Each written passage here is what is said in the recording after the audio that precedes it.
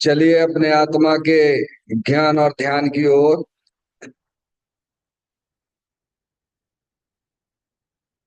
अपने चंचल मन को एवं चंचल उपयोग को स्थिर करने के लिए चिन्वाणी माता के माध्यम से अपनी वर्तमान ज्ञान की पर्याय में सम्यक भी ज्ञान उत्पन्न करते हुए शरीर शरीर से संबंधित जितने भी चेतन अचेतन पदार्थ हैं उनका मुझ भगवान आत्मा के साथ में किसी भी प्रकार का कोई संबंध नहीं है।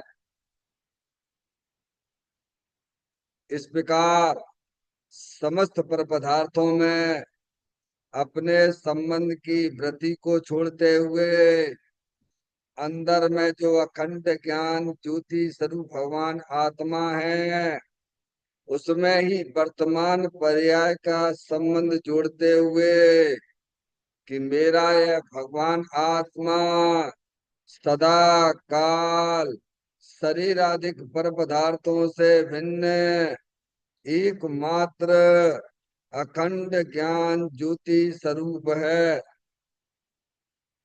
ऐसा अपने आप को जानो और ऐसा ही अनुभव करो कि वर्तमान में ही मेरा यह भगवान आत्मा शरीर आदि पर पदार्थों से भिन्न एकमात्र अखंड ज्ञान ज्योति स्वरूप ही है।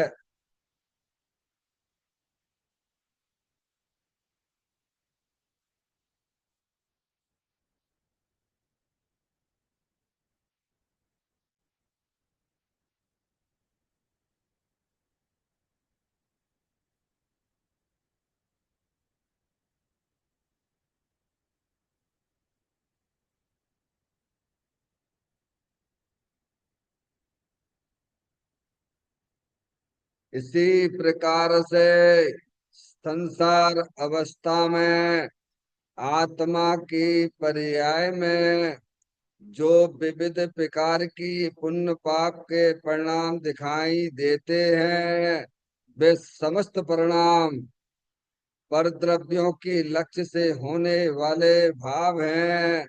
वे हमारे आत्मा का स्वभाव नहीं है। ऐसे समस्त रागादिक परिणामों में एकत्व बुद्धि, ममत्व बुद्धि, कर्तृत्व बुद्धि, भोक्तृत्व बुद्धि तथा उन रागादिक परिणामों की ज्ञाता बुद्धि को भी छोड़ते हुए अंदर में जो अखंड ज्ञान ज्योति स्वरूप भगवान आत्मा है उसमें ही अपनापन स्थापित करते हुए कि मेरा यह भगवान आत्मा सदा काल शरीर रागादिक से भिन्न एकमात्र पूर्ण निराकुलता स्वरूप वाला है। ऐसा अपने आप को जानो और ऐसा ही अनुभव करो कि वर्तमान में ही मेरा यह भगवान आत्मा शरीर रागादिक से भिन्न एकमात्र पूर्ण वीतराग आनंद मूर्ति स्वरूप है।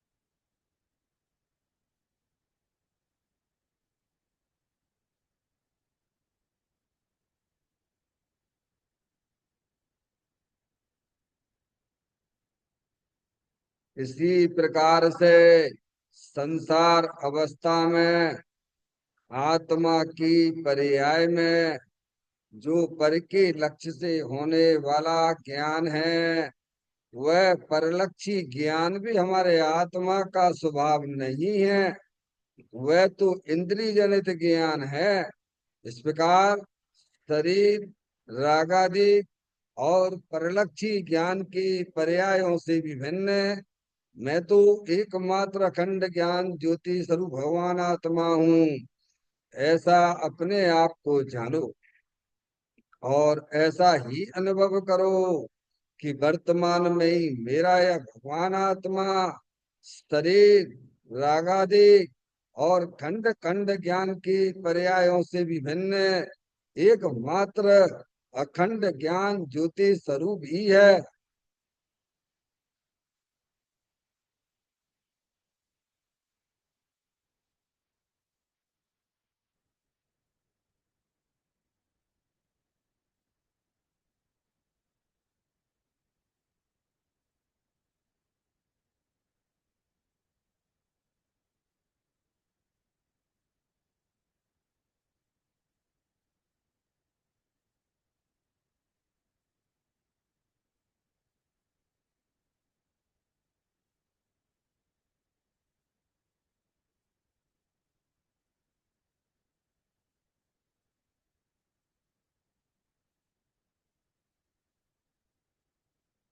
तरफ कर्म, आप कर्म, नो कर्म रहित शुद्धात्म स्वरूपो हम।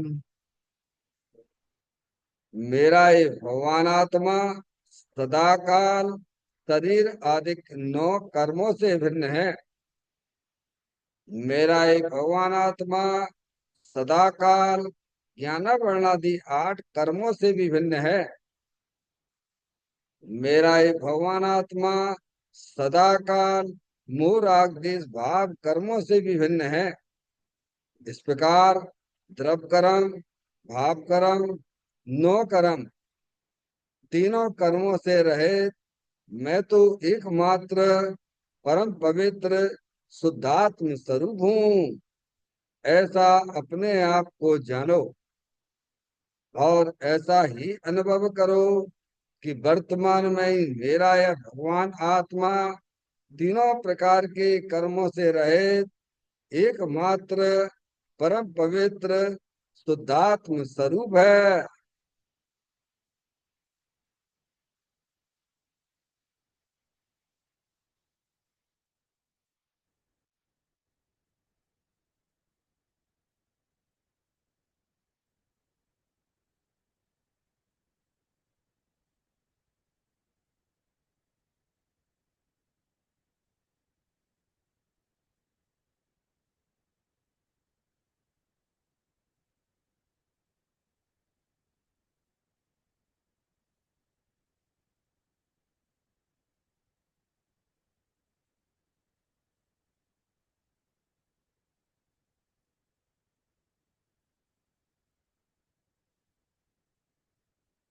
ओम नमः सिद्धेभ्य।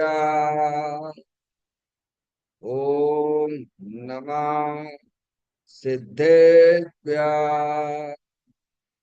ओम नमः सिद्धेभ्य।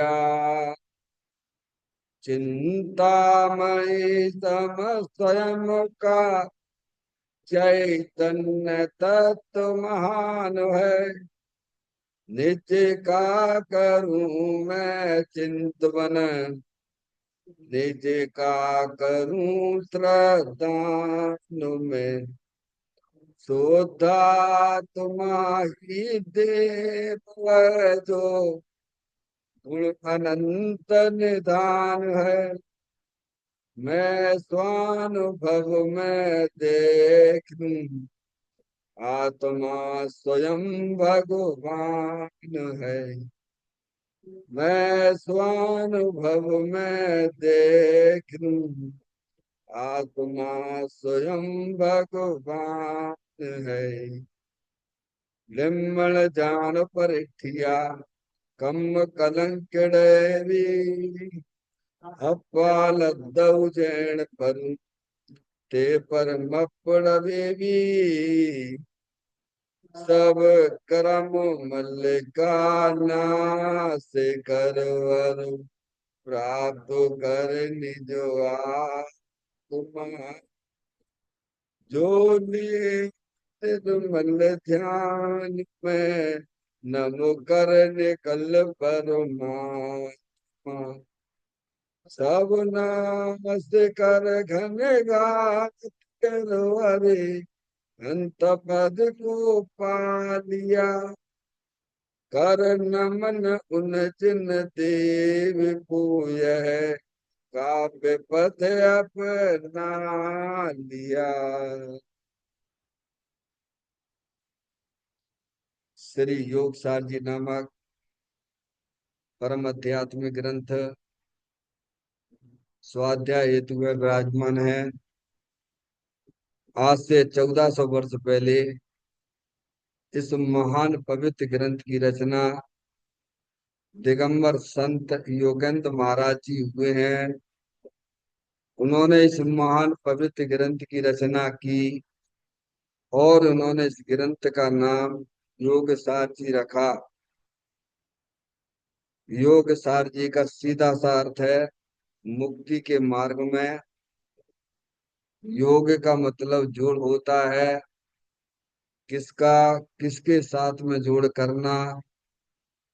तो अरिहंत परमात्मा कहते हैं कि अपनी वर्तमान सुत ज्ञान की पर्याय का अंदर में जो अपना त्रिकालिक ध्रुव भगवान आत्मा जो कि सदा काल द्रव्य कर्म भाव कर्म नौ कर्म से रहित एकमात्र अखंड ज्ञान ज्योति स्वरूप है।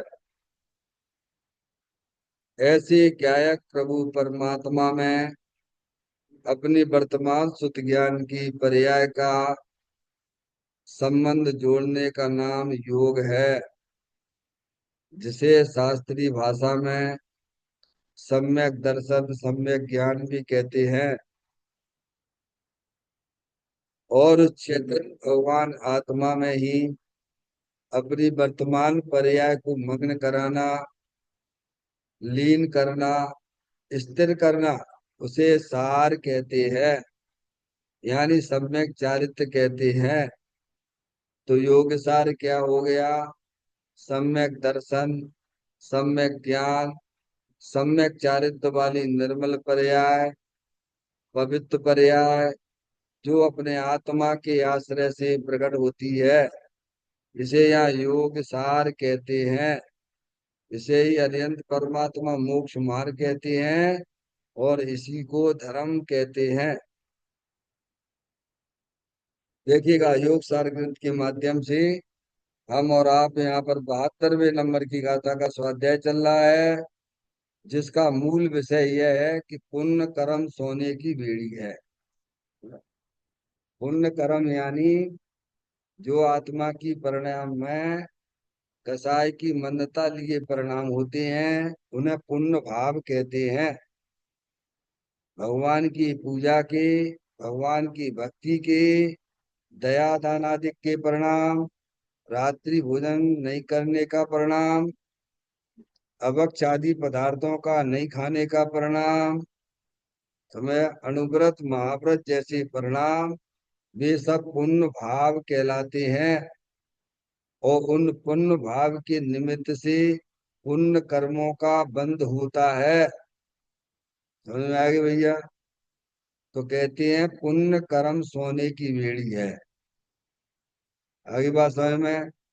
जो अपने परिणामों में कसाय की मन्नता वाले भाव होते हैं पुण्य भाव कहलाते हैं। और उनके निमित्त से जो आत्मा में कर्म बनते हैं, समझ रहे आप, वे पुण्य कर्म कहलाते हैं।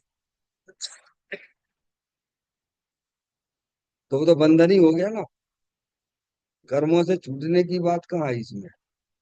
क्या जैसे पाप भाव हिंसा के, झूठ के, चोरी के, कुशील के, पंचेंद्री के, विषय वासना के परिणाम जो आत्मा के परिणामों में ऐसे जो भाव होते हैं वे पाप भाव कहलाते हैं।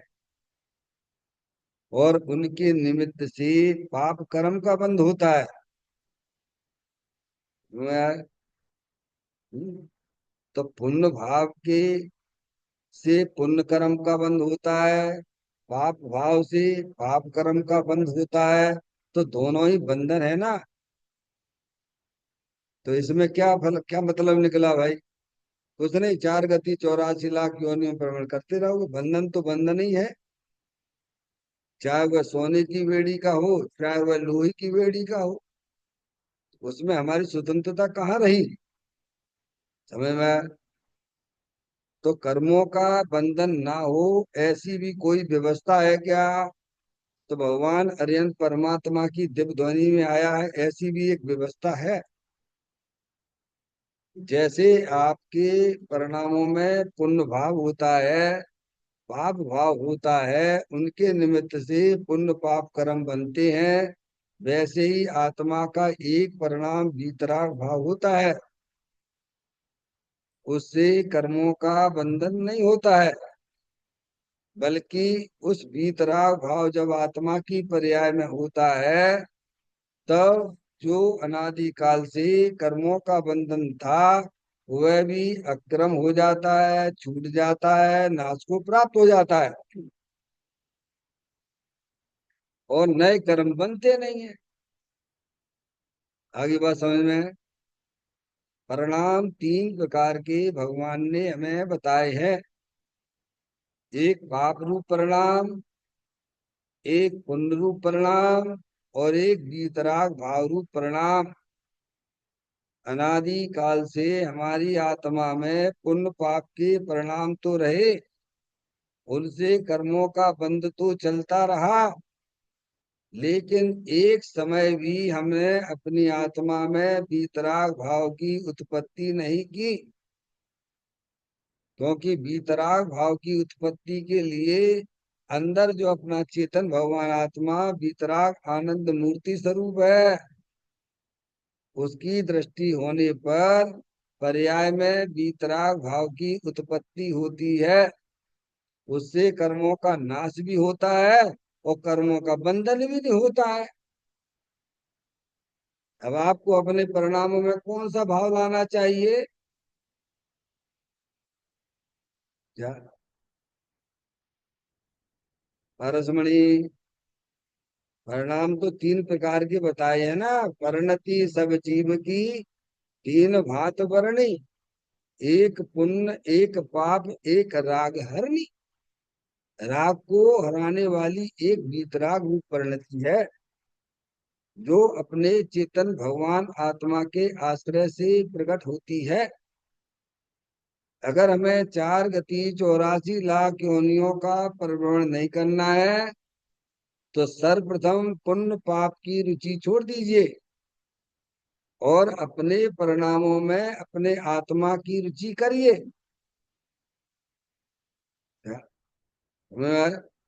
इसीलिए इस गाथा का मूल विषय यहाँ ये आ रहा है कि पुण्य कर्म सोने की बेड़ी है। समझ में आया? पुण्य कर्म सोने की बेड़ी है, उससे क्या है? स्वतंत्रता कहाँ है? एक 5 स्टार की जेल भी होती है, एक 3rd क्लास की जेल होती है, तो जेल तो जेल ही है ना। है? हमें कोई जेल में जाना ही नहीं है। ऐसी भी कोई व्यवस्था आप कर सकते हो, आप करना चाहो तो कर सकते हो, नहीं करने वाले के लिए यह बात नहीं है। जो पुरुषार्थ से ही मोक्ष की प्राप्ति होती है, जब पुरुषार्थ से मोक्ष की प्राप्ति होती है, तो सम्यक दर्शन। अरे सम्यक दर्शन के बिना तो मोक्ष मिलते ही नहीं काऊ को। समझ में आया भैया? मोक्ष महल की प्रथम सीढ़ी तो सम्यक दर्शन है भगवान।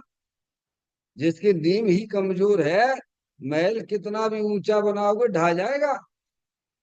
समझ में आया? पहले नींव मजबूत कीजिए,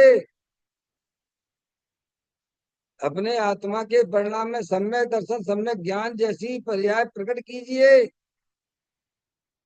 देखो, भगवान ने 2 प्रकार के धर्म की परिभाषा बताई है। सम्यक दर्शन मूल है, क्या है? दंसण मूलो थम्बो, और चारित्र खलु धम्बो। क्या कहते हैं? दर्शन मूलो धम्मो और चारित्र्य खलु धम्मो। यानी धर्म का मूल क्या है? सम्यक दर्शन। समझ में आए? धर्म का मूल क्या है? मूल यानी बेस, फाउंडेशन सम्यक दर्शन है। अपने आत्मा के दर्शन के बिना है चारित्र का जन्म नहीं होता है भगवान। चारित्र तो साक्षात साक्षात धर्म है, और सम्यक दर्शन मूल है। समझ गए ना आप? मूल के बिना बताइए आप, मूल ना हो तो वृक्ष। हम्म? इसीलिए जैन दर्शन में सबसे पहले सम्यक दर्शन की बातें की गई हैं। क्योंकि आज तक आत्मा की पर्याय में सम्यक दर्शन प्राप्त नहीं हुआ, सम्यक ज्ञान जैसी पर्याय प्रकट नहीं हुई है। समझ में आया भैया? उस पर हमें ध्यान देना चाहिए। एक के बिना जीरो का कोई महत्व नहीं होता है। शरीर की क्रिया वो 28 मूल गुण वो आत्मा की क्रिया नहीं है भगवान। वो तो शुभ भाव है। क्या है वो? क्या है? शरीर की क्रिया 28 मूल गुण पालने का परिणाम वो तो शुभ भाव है। ऐसा शुभ भाव तो हमने अपने अनंत बार किया। कहाँ गए? 9वें के दिव्य तक चले गए और वापिस लौट के फिर आ गए यहीं पर। तो क्या मतलब निकला है? ये रेट को अपन को खत्म करना है। समझ में आए? 4 गति 84 लाख योनियों के परमण से छुट्टी हमें प्राप्त करनी है। अपने परिणामों में वीतराग भाव की उत्पत्ति करो। पाप भाव से पाप कर्मों का बंध होता है, पुण्य भाव से पुण्य कर्म का बंध होता है। और दोनों ही भावों से ये आत्मा 4 गति 84 लाख योनियों में परिभ्रमण करता है। एक आत्मा की परिणामों में एक भाव वह भी पुरुषार्थ के द्वारा ज्ञानी प्राप्त करते हैं, वीतराग भाव। उस वीतराग भाव के द्वारा जो हमने अज्ञान अवस्था में जो कर्मों की रचना की थी वह छूट जाती है, कर्म अक्रम हो जाते हैं और नए कर्म बनते नहीं है। समझ में आ गई भैया? हम्म? तो ये गाथा में बहुत कुछ सिखाती है जिसे हमें समझना चाहिए। चाहे वह लोही की बेड़ी हो, चाहे वह सोने की बेड़ी हो, दोनों ही बेड़ियों में आत्मा पराधीन रहा करता है। गाथा का पाठ करते हुए पॉइंटों पे विचार। लोहे और स्वर्ण की बेड़ी में अंतर है नहीं, शुभ अशुभ छोड़े ज्ञान जन दोनों में अंतर है नहीं। लोहे और स्वर्ण की बेड़ी में अंतर है नहीं, दोनों बेड़ियां है ना भगवान, दोनों में ही बंधन है ना। इसीलिए ज्ञानी शुभ अशुभ भाव छोड़ देते हैं। छोड़ देते मतलब क्या है? शुभ अशुभ भावों की सर्वप्रथम रुचि को छोड़ देते हैं। समझ में आया? शुभ अशुभ भाव तो ज्ञानी की पर्याय में चलते हैं, पर उनकी सर्वप्रथम रुचि छोड़ देते हैं और अपने चेतन भगवान आत्मा की रुचि पर्याय में जागृत करते हैं। इसीलिए ज्ञानी शुभ अशुभ छोड़े ज्ञानी जन दोनों में अंतर है नहीं। ज्ञानी जानता है दोनों ही बैरमुख दशा है। इसीलिए वह परिणाम में उनकी रुचि छोड़ देता है। देखे पॉइंट पर।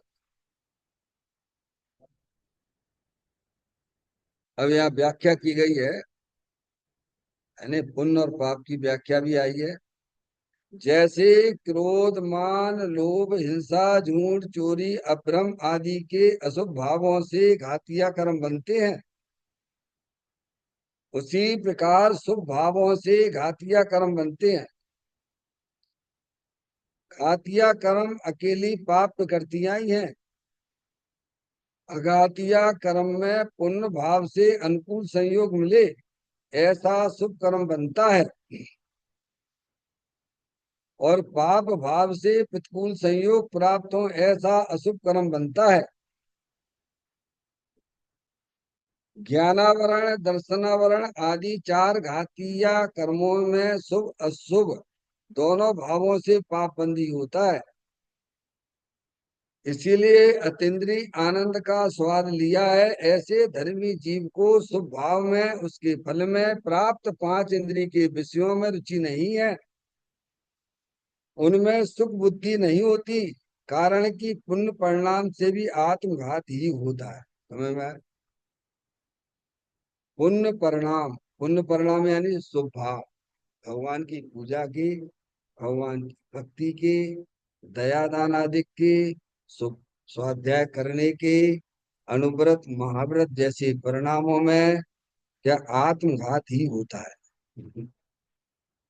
आत्मघाती परिणाम है। समझ गए आप? देखो आप ऊपर से अपन पढ़ते हैं। जैसे क्रोध मान लोभ हिंसा झूठ चोरी अभ्रम आदि के अशुभ भावों से घातिया कर्म बनती है। देखो आप देखिए आप क्या कर रहे हैं, आप कौन सा धंधा कर रहे हैं, 24 घंटा धंधा हमारा कौन सा चल रहा है। डॉक्टर साहब, कुछ तो निरीक्षण करना पड़ेगा ना भगवान। आप अपने आत्मा के साथ कितना न्याय करते हो भगवान। हमें लगता ही नहीं है। हिंसा के परिणाम हो मान, मैं बड़ा मैं चौड़ा, मैं चार मकान वाला हूँ, मिट्टी में मिल जाएगा, बताना पड़ेगा। ये अहंकार ना करना। समझ में आया? क्रोध मान लोभ हिंसा झूठ चोरी अभ्रम आदि के अशुभ भावों से घातिया कर्म बनते हैं। 8 कर्मों की रचना है ना अपने आत्मा के साथ में संयोग में। घातिया और अघातिया कर्म, ज्ञानावर्णी दर्शनावर्णी मोहिनी और अंतराय ने घातिया कर्म कहे गए हैं। जो आत्मा के गुणों को घात करें उन्हें घातिया कर्म कहते हैं। क्या डॉक्टर साहब? घातिया कर्म आत्मा के जो गुण हैं, ज्ञान दर्शन सुख वीर आदि हैं, उन्हें प्रकट नहीं होने दे। क्या तो ये घात ही तो हो रहा है क्या है? समझ में आया? प्रकट नहीं होने दे रहे ना। तो घात हो रहा है, हर समय घात हो रहा है। तो लगे रहते हिंसा में झूठ में चोरी में कुशील में परिक्रय में, पर तरफ से प्रेम करने में। कौन सा कर्म तुम्हें फायदा हो रहा हो तुम्हें यहाँ का? है क्या फायदा हो रहा है? नुकसान ही नुकसान का धंधा करते हो। है शास्त्र पढ़ने वालों को ये समझ में नहीं आती, हिंसा झूठ चोरी कुशील तो कम से मोटी मोटी तो छोड़ दो भगवान। है क्या पढ़ा तुमने जनवाणी से? है?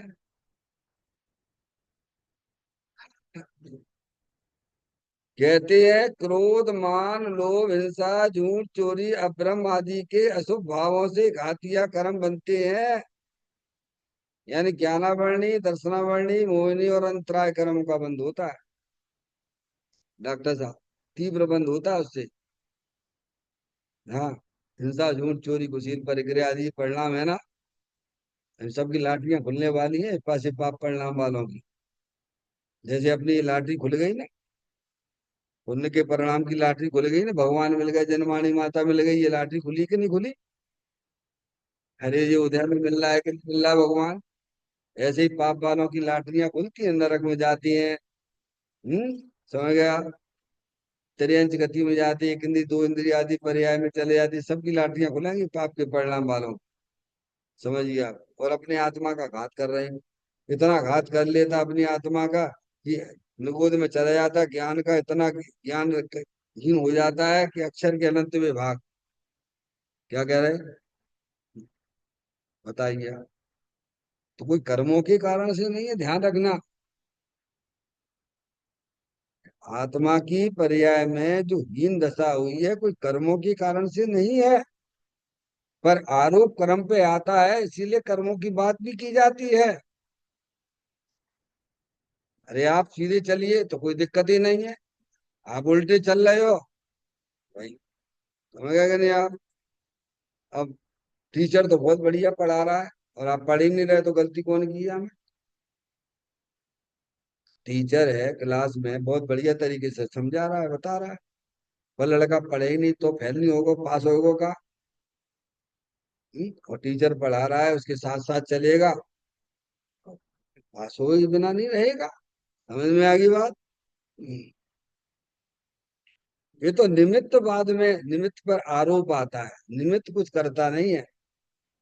यहाँ तो ये कहते हैं कि ऐसे जब परिणाम जीव की आत्मा में होते हैं, हिंसा के, झूठ के, चोरी के, कुशील के, परिग्रह के परिणाम, पंचेंद्रिय के विषय वासना के परिणाम, वे सब पाप भाव हैं।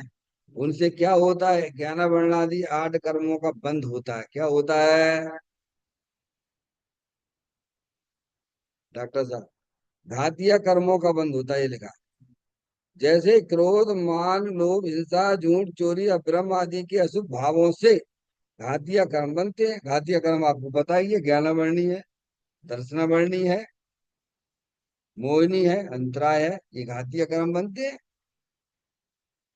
भाई आप जैसा कारण दोगे वैसे ही कार्य तो होगा। भगवान हमें एक घातीय कर्म नहीं मानना, नहीं मानना तो एक कार्य ऐसा कारण भी मत लाइए अपने जीवन में। ये तो आपके ऊपर निर्भर है। अगर आपको ऐसे कर्मों का बंधन नहीं करना है तो क्या अशुभ भावों से कैसे? अशुभ भाव तो है ना डॉक्टर साहब आपके पास में। अरे कौन करता है हिंसा, झूठ, चोरी, किसी परिग्रह के परिणाम? शरीर करता है कि आत्मा करता है? बोलो भैया।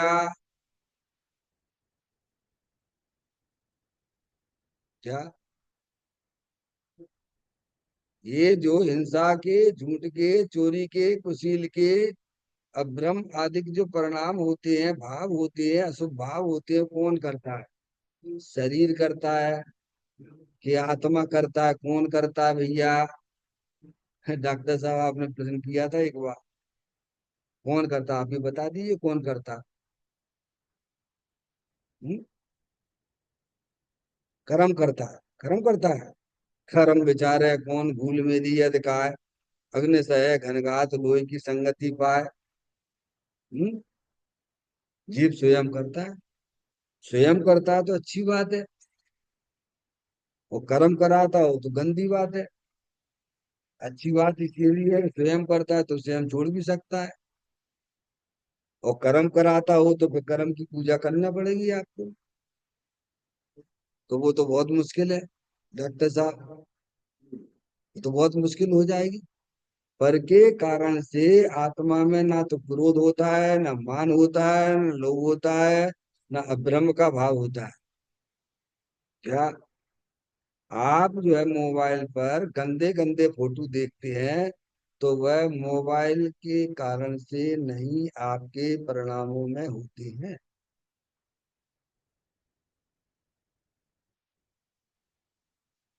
क्या डॉक्टर साहब आपने मेरे को यहाँ उल्टा सीधा बोला, तो आपके कारण से हमारे परिणामों में क्रोध का परिणाम नहीं होता है।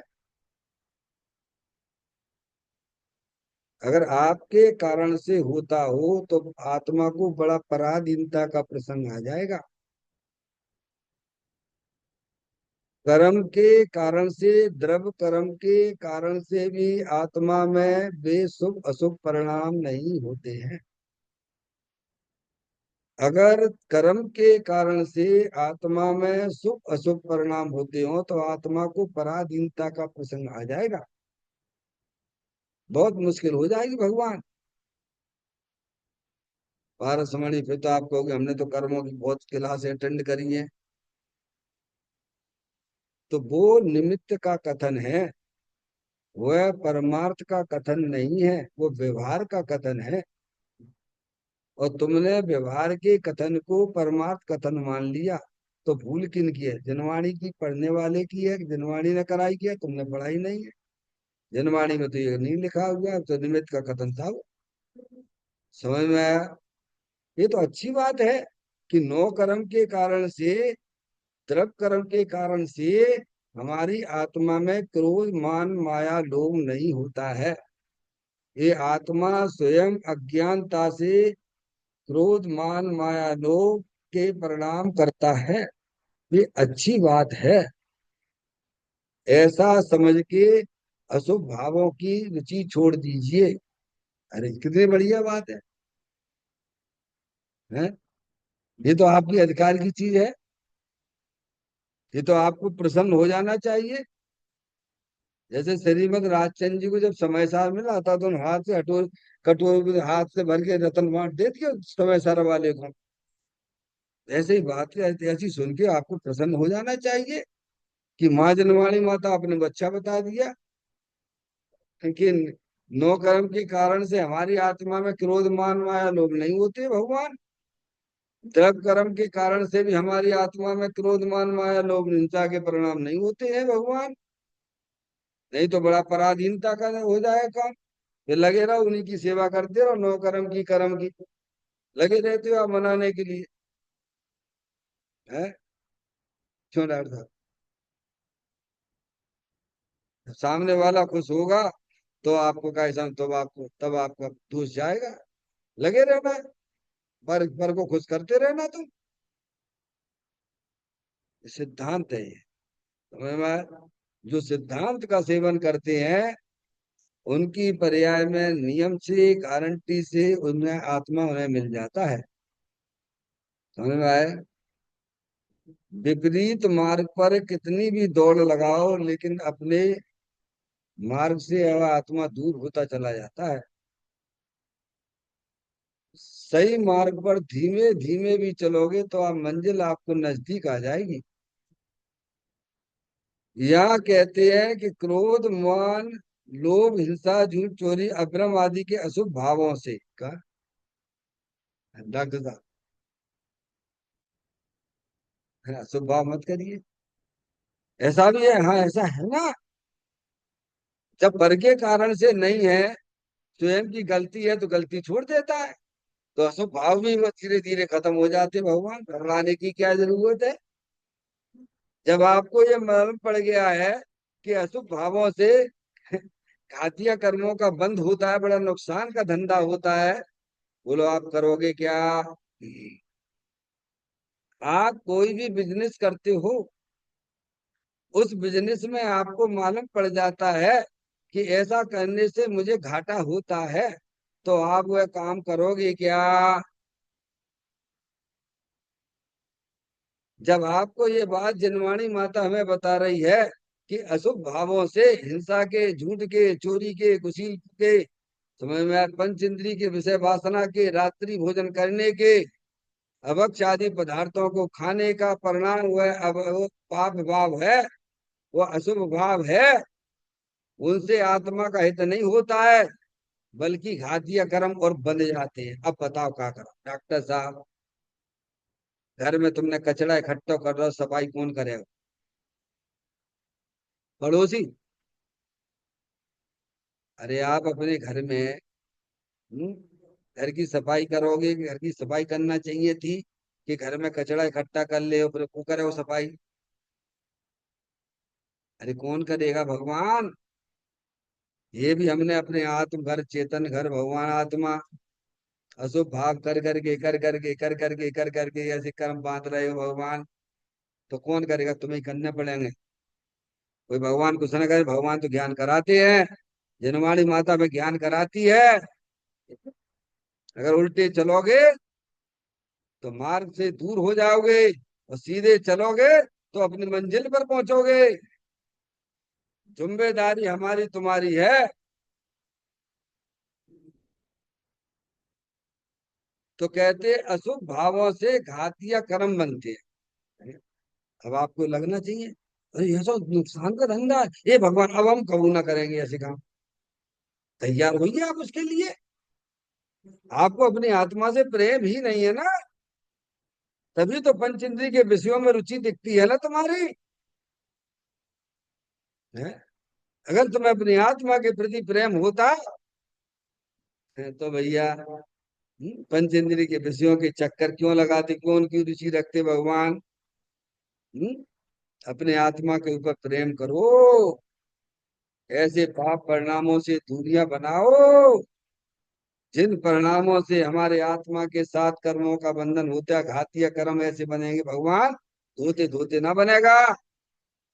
एक इंद्रिय से लेके असंगी पंचेंद्रिय तक तो ये आत्मा रहा, अनंत बार वही रहा। तब तो उसे विवेक ही नहीं था और संगी भी हुआ।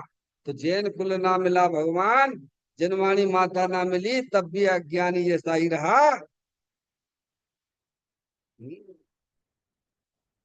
अब तो हमें जैन दर्शन मिल गया है। वस्तु स्वरूप को बताने वाली माँ जिनवाणी माता हमें मिल गई है। तब भी हम अपने परिणामों में ऐसे परिणाम रखते हैं। तो सोच लेना चाहिए, आप अपने आत्मा से आपको प्रेम नहीं है।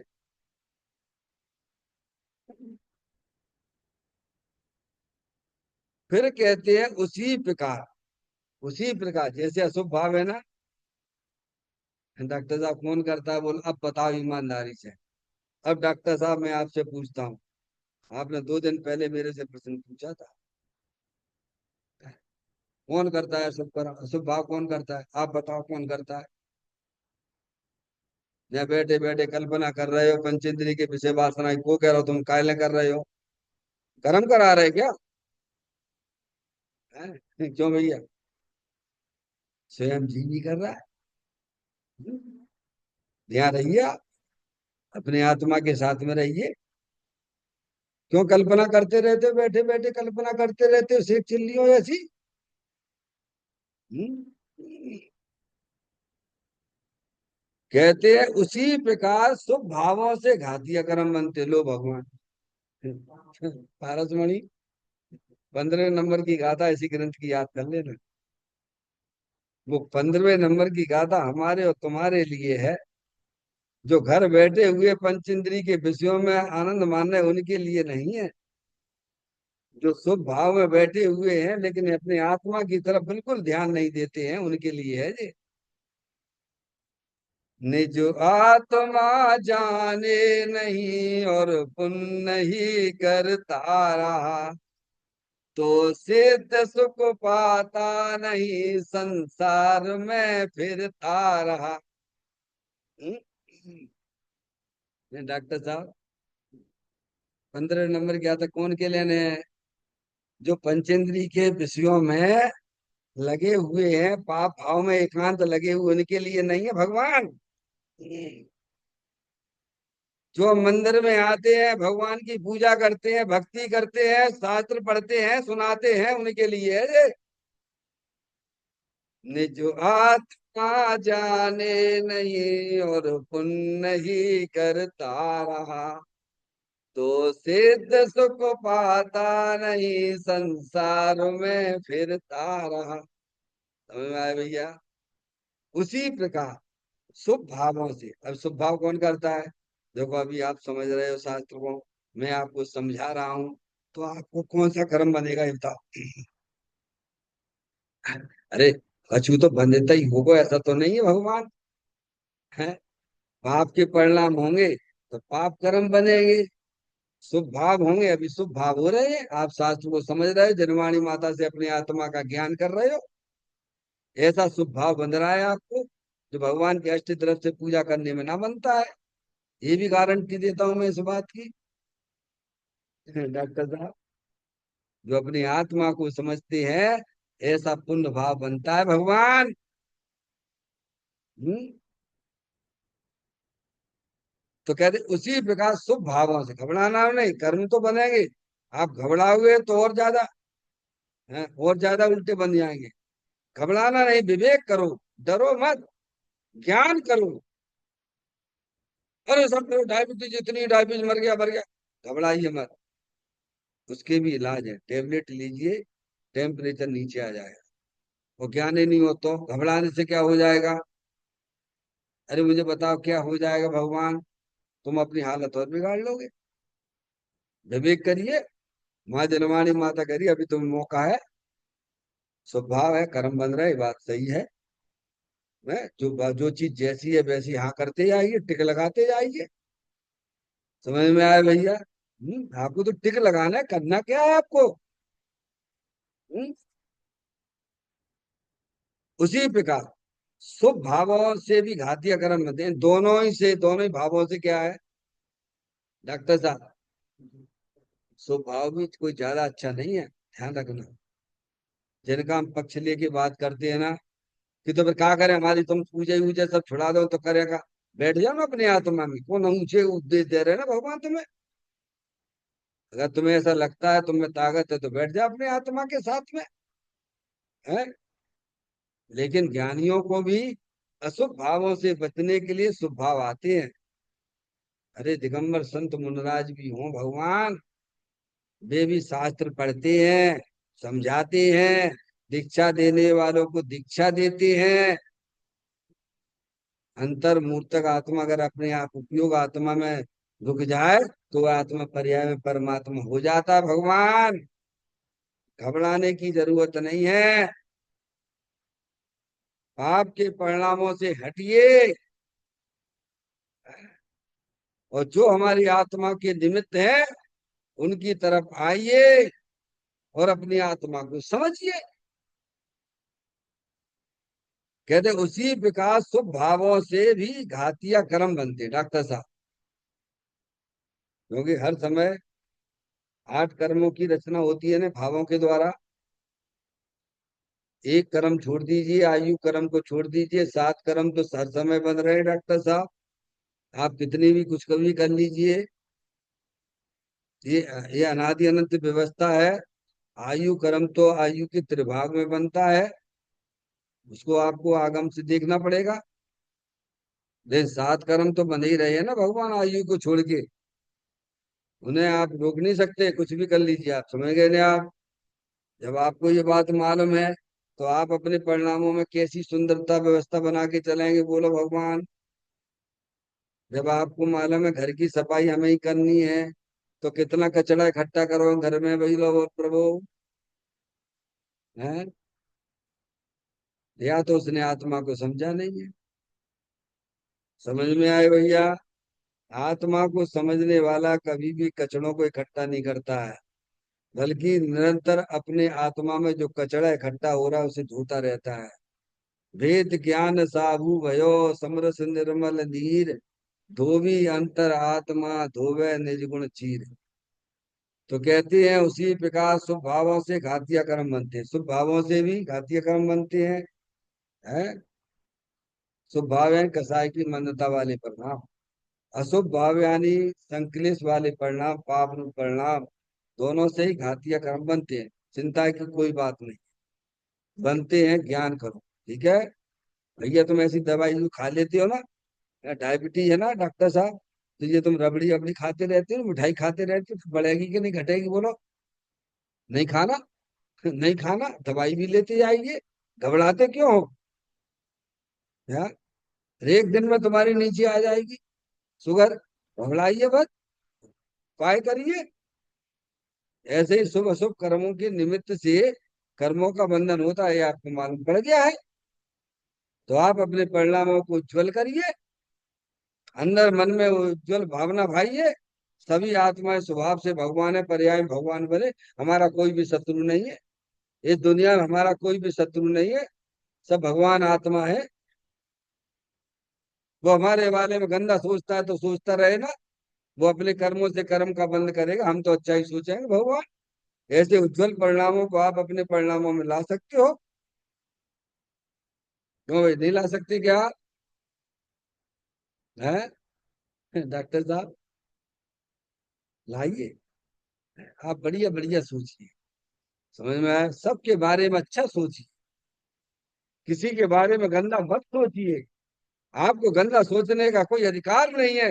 वो गंदा सोचोगे तो कर्म आपको छोड़ेंगे नहीं, ध्यान रखिए। कर्म तो बंधे बिना रहेंगे नहीं। इसलिए हम तो अच्छा अच्छा सोचो ना।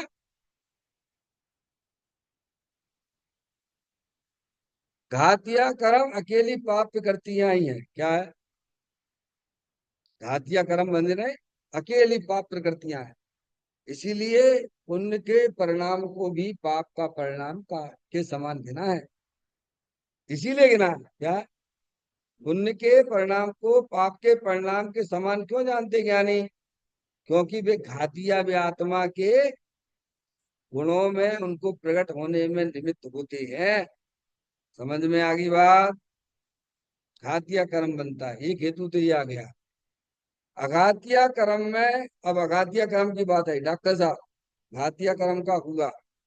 अब देखिए, अघातिया कर्म में पुण्य भाव से अनुकूल संयोग मिले ऐसा शुभ कर्म बनता है। अभी आपको बढ़िया बढ़िया देखो, घर मिल गया, दुकान मिल गई भैया, रुपया पैसा खूब इकट्ठा हो गया आपके पास में, काय से मिलो जी?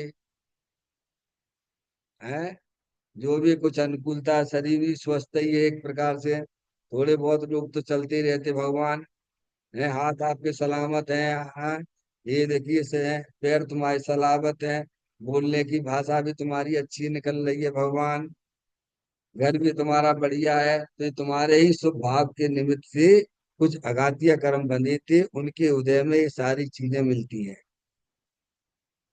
इनके पास इतनी अनुकूलता है, तो पाप बांध रहा है, दूसरे की थाली मत देख। समझ में आ गई भैया?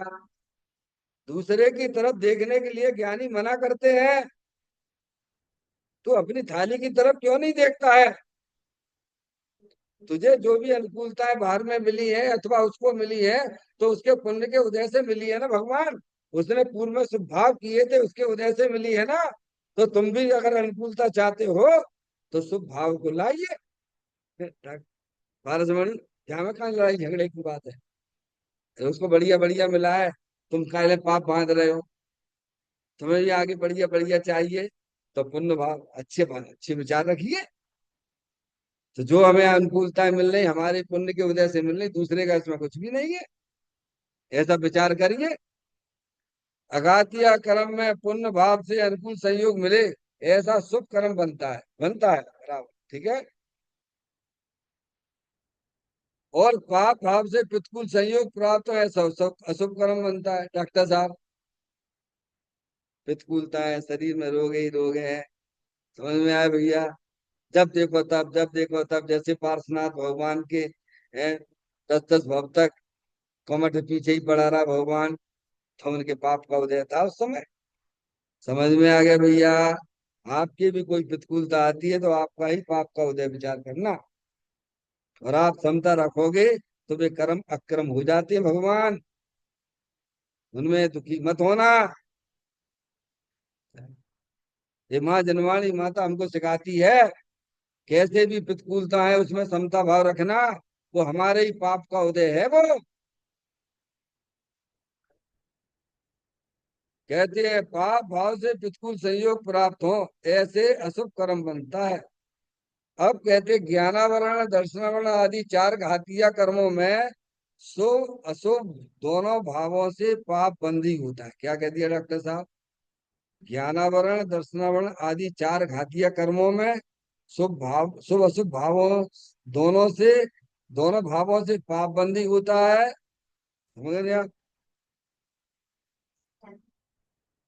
अघातिया में पाप पुण्य के भाव से अनुकूलता मिलती है, और पाप भाव से अघातिया में प्रतिकूलता मिलती है। वो संयोगों का बात करता है, अघातिया संयोग की तरफ से बात करता है, घातिया अंदर परिणामों की तरफ से बात करता है। अब देखना, इसीलिए अब देखिए, इसीलिए अतीन्द्रिय आनंद का स्वाद लिया ऐसे धर्मी जीव को स्वभाव में उसके फल में प्राप्त पांच इंद्रिय के विषयों में रुचि नहीं है। अब क्या कह दिया? धर्मी जीव की बात करी, धर्मी जीव है, धर्मी उसे ही कहते हैं जिसे पर्याय में अतीन्द्रिय आनंद मिला है। जैसे अपने ज्ञान की पर्याय का अपने द्रव्य स्वभाव के साथ संबंध जोड़ दिया भगवान, तो उसे अतीन्द्रिय आनंद मिल गया। आप भी धर्मी बन सकते हो, ज्ञानी बन सकते हो, कोई बहुत बड़ी बात नहीं है। भगवान यहाँ पर पुरुषार्थ के द्वारा बनते हैं, पैदा नहीं होते हैं डॉक्टर साहब। यहाँ सब अज्ञानी थे, ज्ञानी यहाँ आके बने। महावीर भगवान भी अज्ञान दशा में कैसे कैसे अब उन्होंने धारण किए, जैन दर्शन मिला, जनवाणी माता मिली, अज्ञानता छोटी, ज्ञान कर लिया, ज्ञानी बन गए वो। हम भी बन सकते हैं।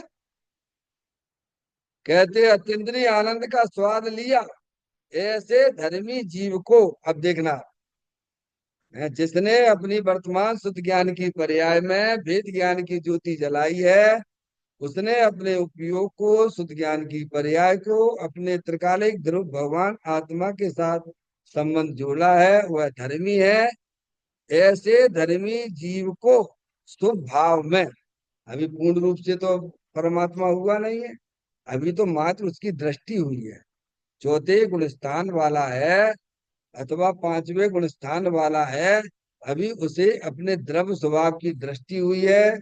द्रव्य स्वभाव की दृष्टि में फल के रूप में अतीन्द्रिय आनंद मिला है, और अभी उसकी पर्याय में शुभ भाव भी है और अशुभ भाव भी है। अगर शुभ अशुभ भाव ना हो धर्मी के जीव में परिणामों में, तो पर्याय में हरिहर परमात्मा हो जाएगा भगवान। मिश्र धारा चालू हो गई। क्या हो गई है? अब परिणामों में दो धाराएं चालू हो गई। इधर अतीन्द्रिय आनंद द्रव्य स्वभाव के साथ संबंध जोड़ने से हुआ, और इधर शुभ राग भी है। क्या डॉक्टर साहब? तो कहती है धर्मी जीव को शुभ भाव में, शुभ भाव क्या मालूम है उसे? उसे सब मालूम है, धर्मी जी को सब पता है। क्यों भैया? मैं मीठा खाओगे तो तुम्हें मुंह में स्वाद आएगा, तुम्हें ज्ञान रहेगा कि नहीं रहेगा बोलो? मिर्ची खाते हो तो स्वाद वहां का मिलता है, दिखता है कि नहीं दिखता है तुम्हें? है। ऐसे ही पुण्य पाप और धर्म के परिणामों का स्वाद भी तुरंत ही मिलता है, तुरंत ही दिखता है। ज्ञान सब जानता है। ऐसे धर्मी जीव को शुभ भाव में उसके फल में प्राप्त पंचेंद्रिय के विषयों में रुचि नहीं है। क्या है? देखो पुण्य पूरी उसी को बनता है। बिन मांगे मोती मिले, मांगे मिले ना भीख। हम पुण्य की इच्छा से भगवान के पास में आते हो तो पुण्य ना मिला तुम्हें? हम सोचते भगवान की पूजा भक्ति करेंगे और हमको पंचेंद्रिय के विषय मिलेंगे तो तुम करोगे क्या? डॉक्टर साहब, पाप ही का बंद कर रहे हो खड़े खड़े होके। क्योंकि पंचेंद्रिय के विषयों की जो लालसा हमारे भगवान की भक्ति में चलती है, वो पाप का ही परिणाम है वो पुण्य का परिणाम नहीं है वो। समझ में आ गई बात? धर्मी जीव को शुभ भाव में उसके फल में पांच इंद्रिय के विषयों में रुचि नहीं है। अब उसे वो चीज तो मिलती है। जैसे भरत जी थे, हैं भरत जी थे ना, भरत जी थे ना, भरत जी घर में ही बैरागी, हैं चक्रवर्ती। क्या 6 खंड का राज उनको मिला? तो काय से मिला? ये चक्रवर्ती पद किसको मिलता है बोलो भैया? मिथ्या दृष्टि को मिलता है कि सम्य दृष्टि को मिलता है बोलो? डॉक्टर साहब, है मिलता है, पर रुचि उसको नहीं है। गजब की बात यह है, रुचि तो अपने चेतन भगवान आत्मा की है। समझ में आया? तो कहते हैं शुभ भाव में उसके फल में जो शुभ भाव, शुद्ध उपयोग के साथ में जो शुभ भाव है उसकी बात चल रही है। तो उसके फल में पांच इंद्रिय के विषयों में रुचि नहीं है। पांच इंद्रिय के विषय तो मिलते हैं, पर उसमें उसकी रुचि ज्ञानी की नहीं होती है। उनमें सुख बुद्धि नहीं होती है। क्या है बोलो? पांच इंद्रिय के विषयों में कौन से में सुख है बोलो? पारसमणि। स्पर्श इंद्रिय के विषय में सुख है तो भोगते रहो ना, फिर हटते क्यों भगवान? रसना इंद्रिय के विषय में सुख है, फिर वहां से हटते क्यों? खाती रहो ना भगवान। है।